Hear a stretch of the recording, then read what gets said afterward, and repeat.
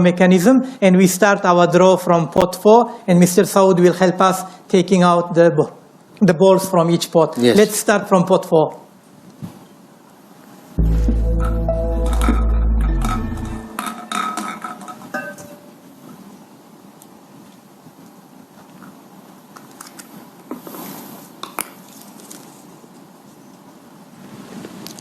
China, BR. Okay, champions of 1992 and 2004, China comes back to the competition after their finish in the group stage in the previous edition, and they go to Group A, position 4. We continue, Mr. Saud?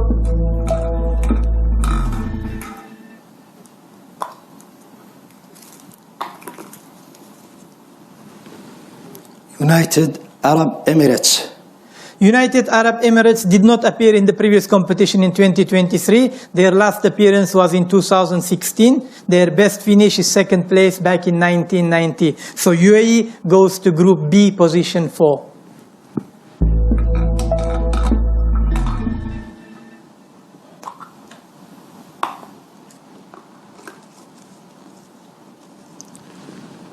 Indonesia.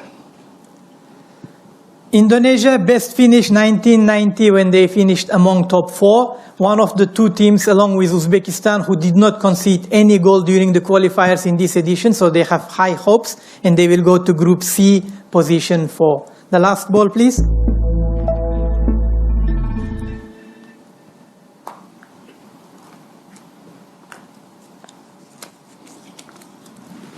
DBR Korea. Yes, DPR Korea will complete the teams from pot 4, and they were champions in 2010 and 2014, and they have qualified for the World Cup 3 times, and unfortunately they didn't appear in the previous competition, so that's why they are ranked in pot 4. So DPR Korea, D4. Now we move on to the same arrangements, and we need your help, Mr. Saud, to do the same from pot 3.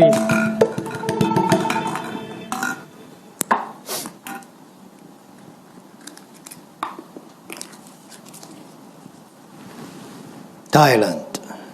Okay, Thailand will join the Group A together with People's Republic of China, which will eventually also include the host Saudi Arabia. And their best finish was 2023, 5th position. And this is 6th consecutive appearance for Thailand.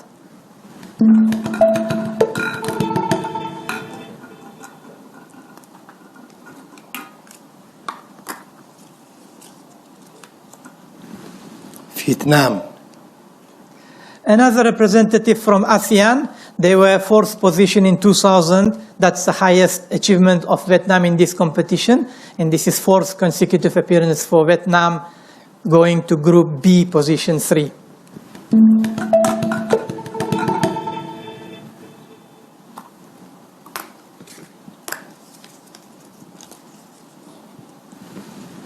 Afghanistan. Afghanistan joins Indonesia in Group C, taking position 3. They are now regular participant of our youth competitions. 3rd consecutive appearance for Afghanistan. Group C, position 3. The final ball, please.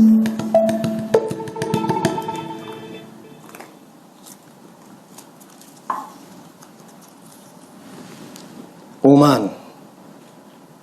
Oman will join DPR Korea in Group D. 11th appearance for the Middle East nation, and they were champions in 1996 and 2000. So we are halfway through. Half of the teams are allocated. Now we have to do the same for pot 2 and pot 1. Yes. Mr. Saud, please.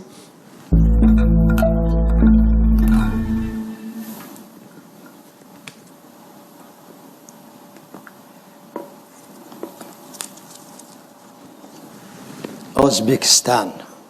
Very interesting group. Uzbekistan actually now having a camp in Saudi Arabia, and they're playing friendly match in the coming days. So it will eventually be in the same group together, interestingly. Uzbekistan, champions in 2012, goes to Group A, position 2. Yes.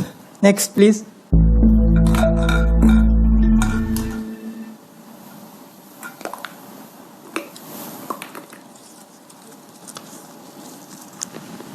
Australia.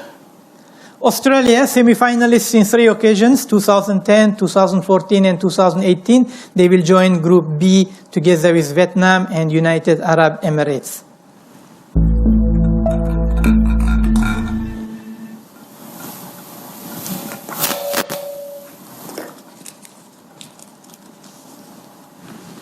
Yemen.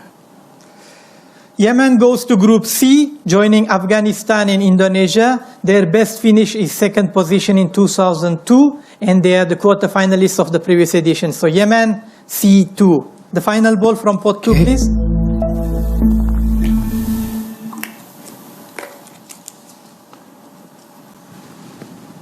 Tajikistan. Central Asian nation, they are very active in the football competitions with good results coming up. Their best result was 2018, 2nd position here in the competition held in Malaysia. And in 2023, they finished in the group stage. Tajikistan, Group D, position 2. Now we have the final pot. As you can see, we have one different color ball which stands for Saudi Arabia in order to give opening match for Saudi Arabia against People's Republic of China, as we know from the draw results. We need to draw that ball first. Mr. Saud.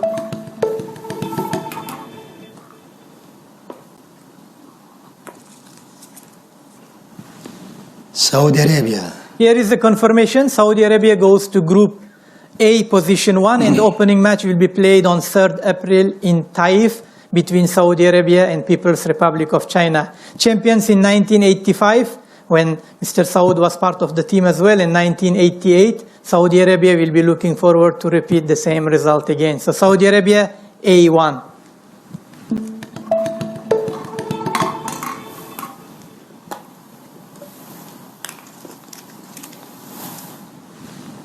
Japan. Defending champions in 1994, 2006 and 2018 as well, in total 4 times. And this is 15th consecutive appearance for Japan. Very strong team indeed, and very strong group as we can see. Japan joins Australia, Vietnam and United Arab Emirates in Group B. Their opening match will be against United Arab Emirates. Mr. Saud.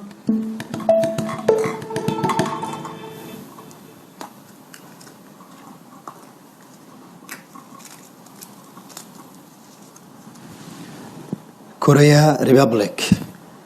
Korea Republic goes to Group C alongside Yemen, Afghanistan and Indonesia. Korea Republic champions in 2 occasions, 1986 and 2002. So they will be playing in Group C with opening match against Indonesia. The final ball, please. Okay.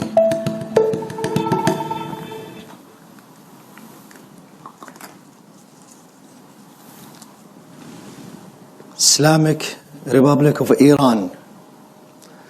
2 Central Asian teams are together coming in Group D. Islamic Republic of Iran goes to Group D, position 1, joining Tajikistan, Oman and DPR Korea.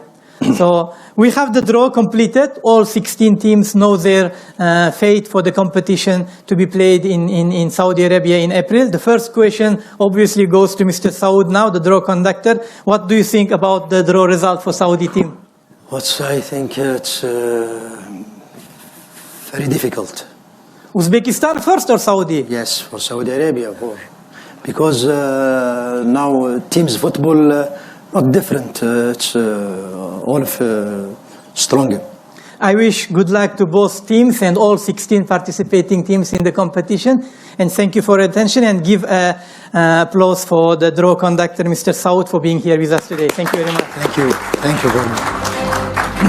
Shukran. Thank you, Alvaz. And of course, a big thank you and round of applause too for Saud Al-Hamari, our draw assistant. So there we go. The 4 groups for the AFC Under-17 Asian Cup Saudi Arabia 2025 have been decided. It looks like there will be some really exciting matches in store for us. So allow me to just quickly recap the draw results. Beginning with Group A, we have Saudi Arabia, joined by Uzbekistan, Thailand and China PR. Moving on to Group B, we have Japan, Australia, Vietnam and United Arab Emirates. Next, in Group C, there's Korea Republic, Yemen, Afghanistan, and Indonesia. Lastly, in Group D, Islamic Republic of Iran, Tajikistan, Oman, and DPR Korea. Now all of the action will kick off this April on the 3rd, which is just over 2 months away, and we will be able to watch the brightest young talent in action very soon. Of course, Asian Cup Saudi Arabia 2025 will consist of a group stage and knockout stage. Group stage. 16 participating teams will be divided into 4 groups of 4 teams each, with each group to be played in a centralized league format. The following match sequence shall apply for the group stage. The number designates the position drawn in each group. Following the conclusion of the group stage, the first-placed and second-placed participating teams in each group, 8 teams in total, shall qualify for the knockout stage. The knockout stage shall consist of the quarterfinals, semifinals, and final, with each round to be played in a centralized knockout format. Draw principles, seeding, and pot allocation. As the host association of the finals, Saudi Arabia shall be seeded into Pot 1 as the top-seeded country. The remaining 15 participating teams are seeded into 4 pots based on the point system set by the AFC Competitions Committee. Points are calculated based on each participating member association's final ranking in the 3 most recent editions of the competition. Draw procedure. 16 participating teams are divided into 4 pots as per the seeding and pot allocation principle. The host association, Saudi Arabia, will be identified by a different colored ball in Pot 1. The draw will be conducted in accordance with the following sequence. The draw will commence with Pot 4, followed by the order of Pots 3, 2, and 1 to ensure that the highest seeded teams are drawn last. Each pot will be completely emptied before moving on to the next pot. Participating teams from Pot 4 will be drawn into position 4 of each group in alphabetical order. Subsequently, the same procedures shall apply for Pots 3 and 2. Saudi Arabia, as the host association, shall be drawn first into position A1. The remaining participating teams from Pot 1 will be drawn into position 1 of each group in alphabetical order. This shall conclude the draw for the AFC Under-17 Asian Cup Saudi Arabia 2025. now that we are clear on how the draw will work, let's welcome to the stage our draw conductor for the afternoon, Mr. Avazbek Berdikulov, the AFC Deputy Director of Competitions and Football Events Division. Avaz, please.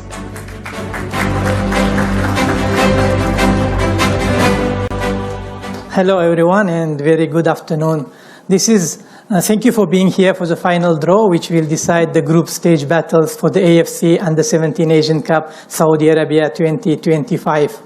Apart from featuring 12 teams that were also involved in 2023 edition, the final cast in front of us contains 9 former champions who will no doubt be hoping to add another title to the list of their silverware. In addition to the top 8 finishers who will qualify for the FIFA Under-17 World Cup Qatar 2025, we have a lot of things applied for the first time in this competition, including even ranking of the teams, which is calculated based on the ranking of 3 previous editions. And of course, top 8 teams will qualify for the first edition of the newly expanded 48-team annual tournament. And these teams also will qualify for the next edition of AFC Under-17 Asian Cup, which will also be held for the first edition annually after revamp of the competition format. And now, before moving on to the draw proper, I want to introduce you a very special guest to all of you who will be helping us with the draw today. Someone who knows exactly what it means to win this tournament, as well as the FIFA Under-17 World Cup, which was known as FIFA Under-16 World Cup Championship back in 1989 when he lifted the trophy. So ladies and gentlemen, please put your hands together for Mr. Saud Al-Hamali from Saudi Arabia.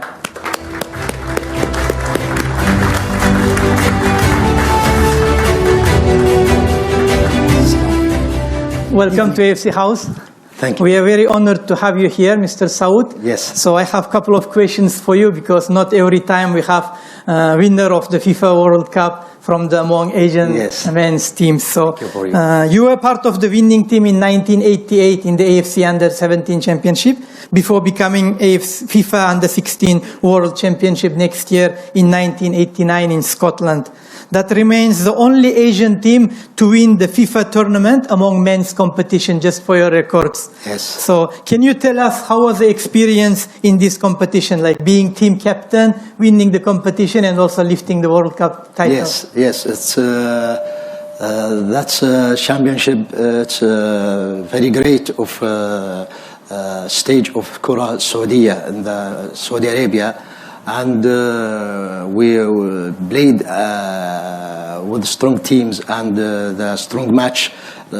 Finally, we can win in the World Cup, and I hope again in Asian teams take it. Okay, this is incredible insight for us. Actually, a very good experience. Now, moving on to present, we are going to play this competition in your beautiful country. And what is your expectations from this competition, and especially from the Under-17 Saudi team, which will participate in this competition? Yes, we in Saudi Arabia ready to competition under 17 years of ASEAN, and I hope the teams of ASEAN present of and the world model of the football, maybe again of the our competition there. Okay, we all agree with you that we are really waiting for Asian men competitions, Yes. men teams to lift the FIFA titles, and Yes. we hope that it will start Yes. from this edition of the Yes. AFC Asian Cup. Yes. Thank you for all your attention and participation today. As you have seen in front of us, we have 4 pots, and every pot has 4 teams represented by ranking as explained during the draw. Mohon subscribe channel ini dulu, supaya gak ketinggalan berita terbaru Timnas Indonesia. Wow!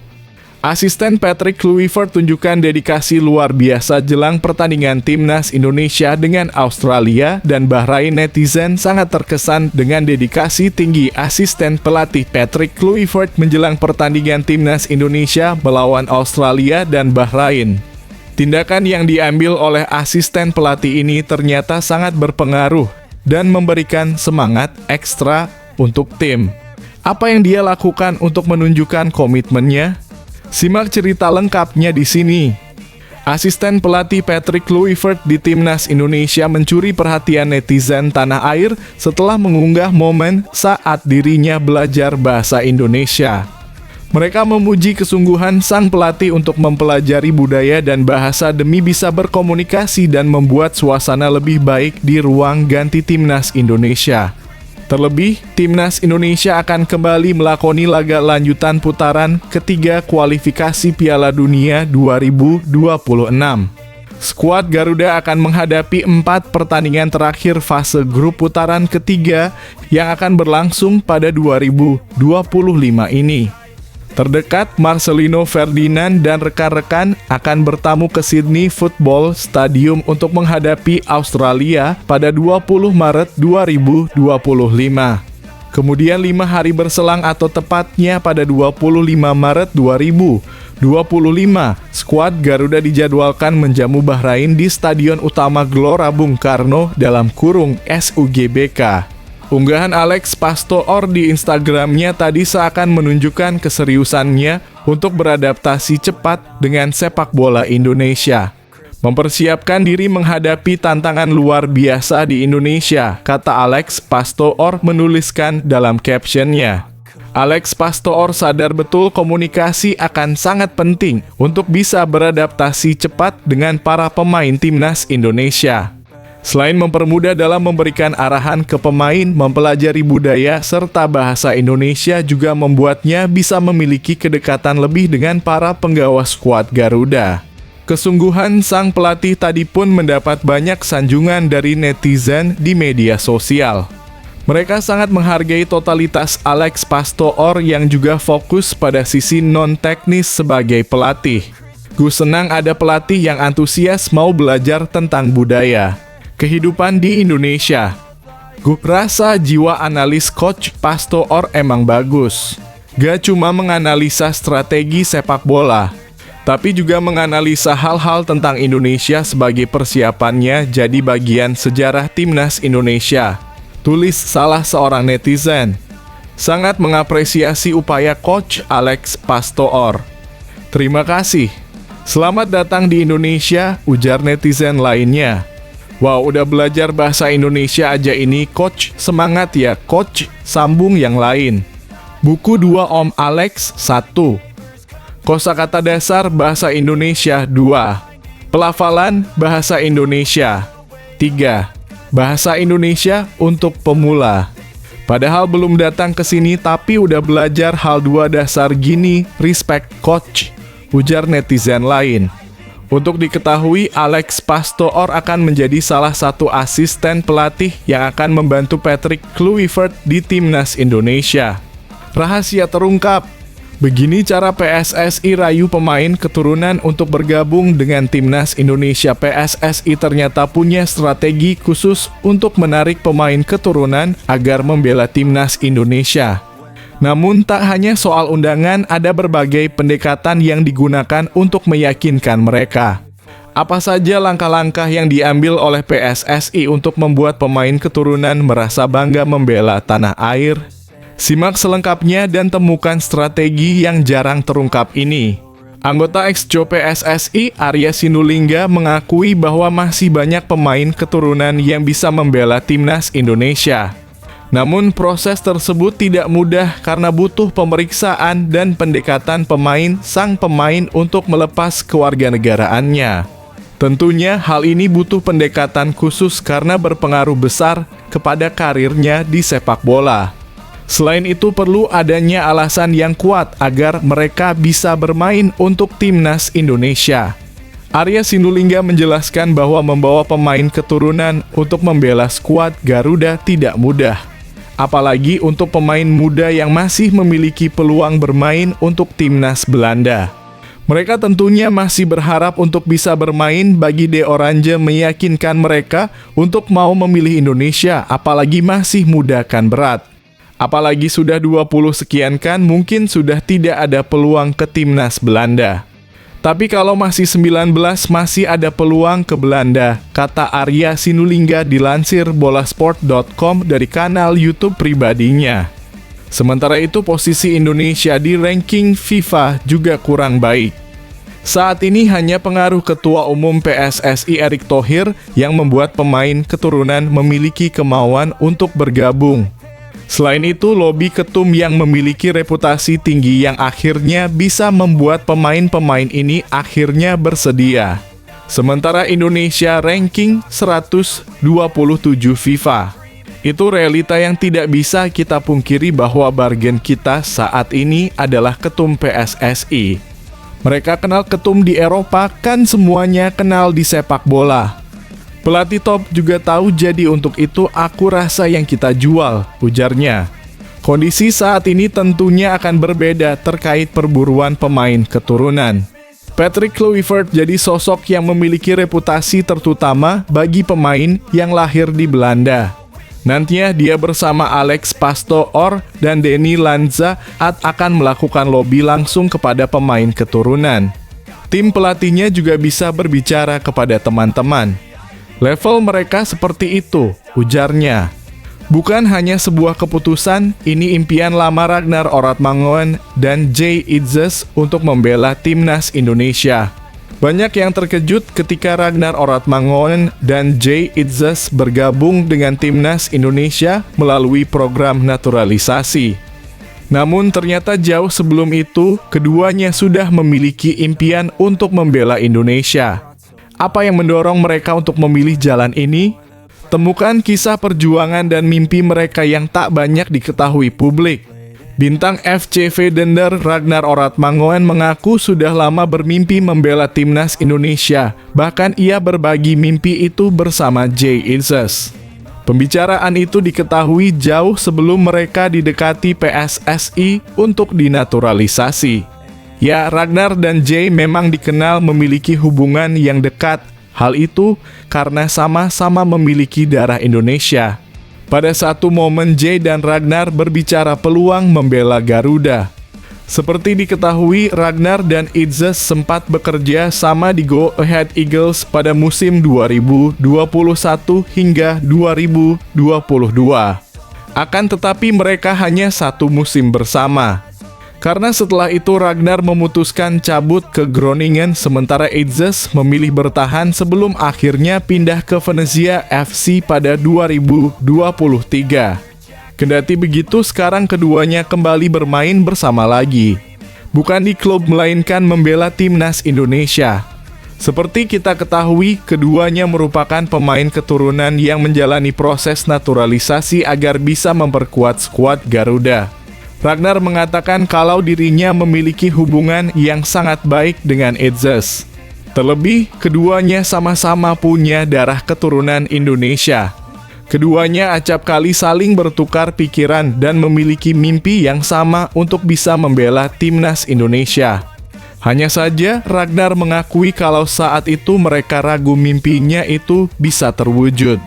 Saya punya hubungan yang baik dengannya dalam kurung Itzes karena ya kami mengetahui asal-usul kami dari Indonesia, ucap Ragnar dilansir dari situs Kita Garuda Kamis dalam kurung 23 Januari 2025. Kami sering membicarakan soal bermain untuk Indonesia, tapi saat itu kami ragu bisa terwujud, ungkapnya. 2. Lega akhirnya bisa bela Timnas Indonesia sampai akhirnya Itzes menggapai mimpinya lebih dulu dengan mengambil sumpah WNI pada akhir 2023 lalu. Dari situ Ragnar mulai mengikuti jejak sahabatnya dan diambil sumpah WNI pada Maret 2024. Ragnar pun senang mimpi lamanya bersama Itzes membela Timnas Indonesia bisa terwujud. Kini mereka kembali bermain bersama lagi dengan mengusung misi membawa skuad Garuda mendunia. Kemudian dia lebih dulu memproses WNI-nya. Dari situ, saya mulai mencari tahu juga soal proses naturalisasi. Saya senang akhirnya kami bisa bermain bersama lagi, pungkas Ragnar.